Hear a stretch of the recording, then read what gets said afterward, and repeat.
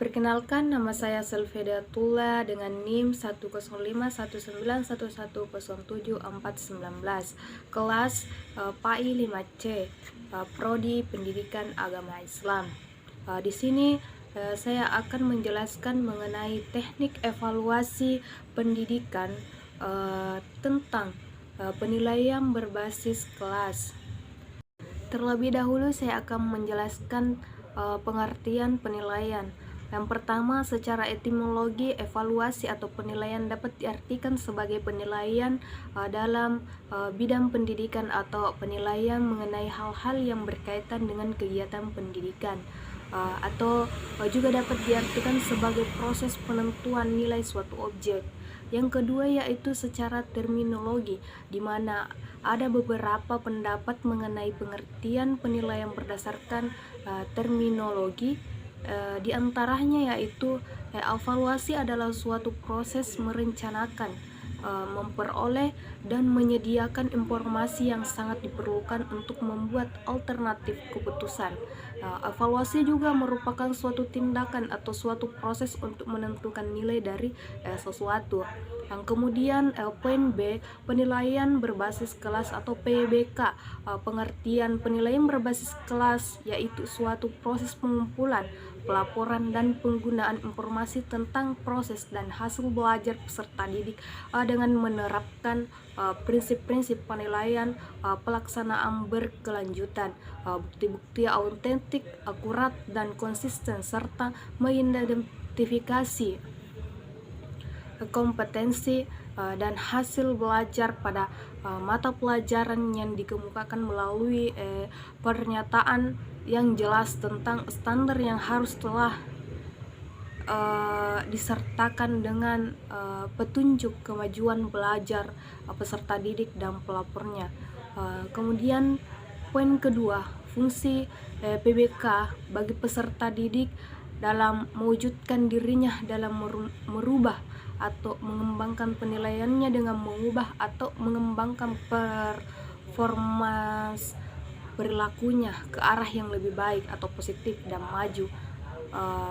Dan yang kedua yaitu mendapatkan kepuasan atas apa yang telah dikerjakannya. Dan bagi gurunya juga menetapkan berbagai metode dan media yang relevan, dan membuat pertimbangan dan keputusan administratif. Poin ketiga yaitu tujuan umum, di mana PBK ini memiliki tujuan. Yang pertama yaitu mengetahui kemajuan belajar peserta didik, baik sebagai individu maupun anggota kelompok atau kelas setelah ia mengikuti pembelajaran mata pelajaran tertentu, dan mengetahui tingkat efektivitasnya dan efisiensi berbagai komponen pembelajaran yang dipergunakan guru dalam jangka waktu tertentu. Dan kemudian bisa menentukan tindak lanjut dari kegiatan pembelajaran bagi peserta didik. Sedangkan tujuan khususnya itu dari kegiatan evaluasi dalam bidang pendidik adalah untuk merangsang kegiatan peserta didik dalam menempuh program pendidikan, untuk mencapai dan menentukan faktor-faktor penyebab keberhasilan dan tidak berhasilnya peserta didik dalam mengikuti program pendidikan, sehingga dapat dicari dan ditemukan jalan keluar atau cara-cara perbaikannya. Keempat yaitu kegunaan evaluasi, di mana kegunaan evaluasi itu terdapat dari bidang pendidikan. Pertama yaitu terbukanya kemungkinan bagi evaluator guna memperoleh informasi tentang hasil-hasil yang telah dicap IPS dalam rangka pelaksanaan program pendidikan, dan terbukanya kemungkinan untuk dapat diketahui relevansi antara program pendidikan yang telah dirumuskan dengan tujuan yang hendak dicapai. Kemudian terbukanya kemungkinan untuk dapat dilakukan usaha perbaikan, penyesuaian, dan penyempurnaan program pendidikan yang dipandang lebih berdaya dan berhasil, sehingga tujuan yang dicita-citakan akan dapat dicapai dengan hasil yang lebih baik. Yang kelima yaitu aspek-aspek yang dinilai dapat dikumpul kerja peserta didik atau portofolio, hasil karya, penugasan, kinerja, tindakan, dan tes tertulis. Yang keenam yaitu waktu pelaksanaan penilaian. Ini dilaksanakan sepanjang waktu secara berkesinambungan selama peserta didik mengikuti proses pembelajaran. Bentuk penilaian PBK ini ada beberapa bentuk penilaian berbasis kelas, diantaranya yaitu kuis yang dimana digunakan untuk menanyakan hal-hal yang prinsip dari pelajar yang lalu secara singkat.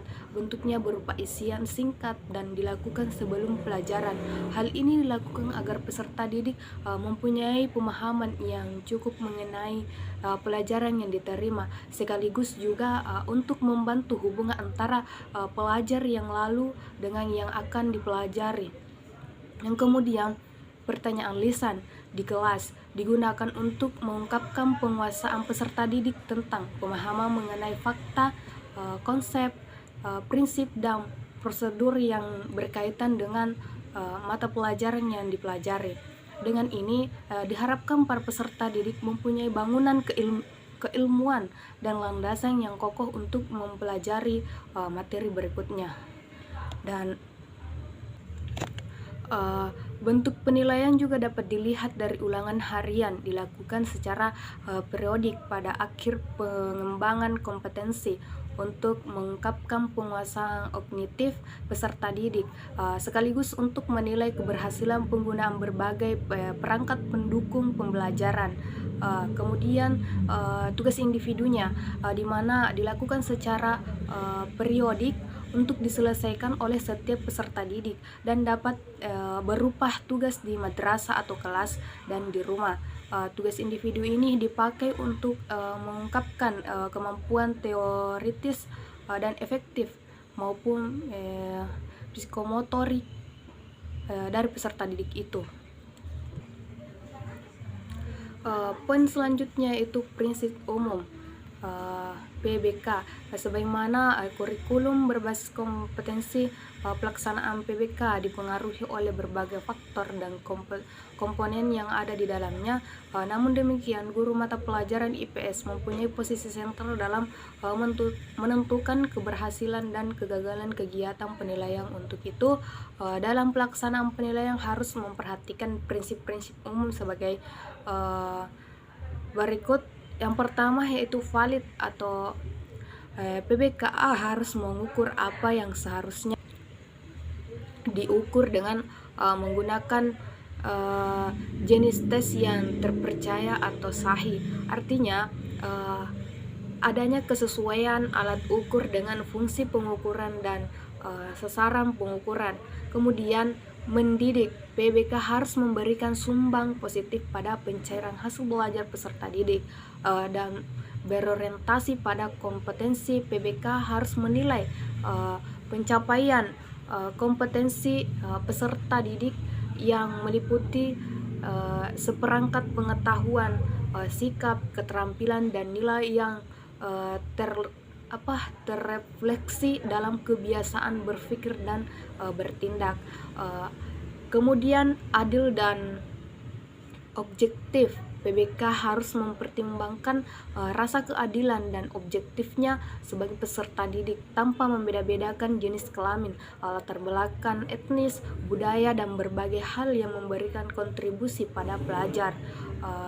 Kemudian terbuka, PBK hendaknya dilakukan secara terbuka bagi berbagai kalangan sehingga keputusan tentang keberhasilan peserta didik jelas bagi pihak-pihak yang berkepentingan, tanpa ada rekayasa atau sembunyi-sembunyi yang dapat merugikan semua pihak. Kemudian berkesinambungan, PBK harus dilakukan secara terus-menerus atau berkesinambungan dari waktu ke waktu untuk mengetahui secara menyeluruh perkembangan peserta didik, sehingga kegiatan dan unjuk kerja peserta didik dapat dipantau melalui penilaian. Kemudian menyeluruh, PBK harus dilakukan secara menyeluruh yang mencakup aspek kognitif, efektif, dan psikomotik, serta berdasarkan pada strategi dan prosedur penilaian dengan berbagai bukti hasil belajar peserta didik yang dapat dipertanggungjawabkan kepada semua pihak dan bermakna. PBK diharapkan mempunyai makna yang signifikan bagi semua pihak. Untuk itu, PBK hendaknya mudah dipahami dan dapat ditindaklanjuti oleh pihak-pihak yang berkepentingan. Selanjutnya, persyaratan penilaian. Penilaian dilakukan sesudah melakukan pengukuran. Oleh karenanya, agar penilaian itu tepat, maka hasil pengukurannya juga harus akurat. Salah satu cara yang dapat dilakukan agar hasil pengukuran tepat adalah alat ukurnya harus memenuhi beberapa persyaratan, yaitu kesahihan, keandalan, dan ekonomis. Kesahihan tes dapat dikategorikan menjadi 3 bagian, yaitu kesahihan isi yang dapat dilihat dari bahan yang diujikan, kesahihan konstruk dilihat dari dimensi yang diukur, dan kesahihan kriteria yang dapat dilihat dari daya prediksinya. Selanjutnya, poin E, lingkup penilaian hasil belajar. Kurikulum dan hasil belajar mata pelajaran IPS memuat 3 komponen utama, yaitu komponen dasar, hasil belajar, dan indikator. Pencapaian hasil belajar, ketiga hasil tersebut merupakan kesatuan yang utuh, di mana kompetensi dasar mata pelajaran IPS dijabarkan dalam hasil belajar dan hasil belajar dijabarkan dalam indikator pencapaian hasil belajar. Kompetensi menentukan apa yang harus dilakukan peserta didik untuk mengerti, menggunakan, menginspirasikan, atau menghargai. Kompetensi adalah gambaran umum tentang apa yang dapat dilakukan peserta didik. Bagaimana cara menilai seorang peserta didik sudah meraih kompetensi tertentu, tidak langsung digambarkan di dalam pernyataan tentang kompetensi. Rincian yang lebih banyak tentang apa yang diharapkan dari peserta didik digambarkan dalam hasil belajar dan indikator hasil belajar. Poin selanjutnya yaitu pelaporan hasil tes. Setelah dites, dilaksanakan dan dilakukan seseorang, maka hasil pengetesan tersebut perlu dilaporkan, di mana laporan tersebut dapat diberikan kepada peserta didik yang bersangkutan dan kepada orang tua peserta didik, kepada kepala sekolah, dan sebagainya. Laporan kepada masing-masing yang berkepentingan dengan hasil tes ini sangat penting karena dapat memberikan informasi yang amat berguna dalam rangka penentuan kebijakan selanjutnya. Poin selanjutnya yaitu pemanfaatan hasil tes. Hasil pengukuran yang diperoleh melalui ujian sangat berguna sesuai dengan tujuan ujian, mana informasi atau data hasil pengukuran dapat dimanfaatkan untuk perbaikan atau penyempurnaan sistem, proses atau kegiatan belajar mengajar, maupun sebagai data untuk mengambil keputusan atau menentukan kebijakan. Itulah yang dapat saya sampaikan. Cukup sekian. Terima kasih. Wassalamualaikum warahmatullahi wabarakatuh.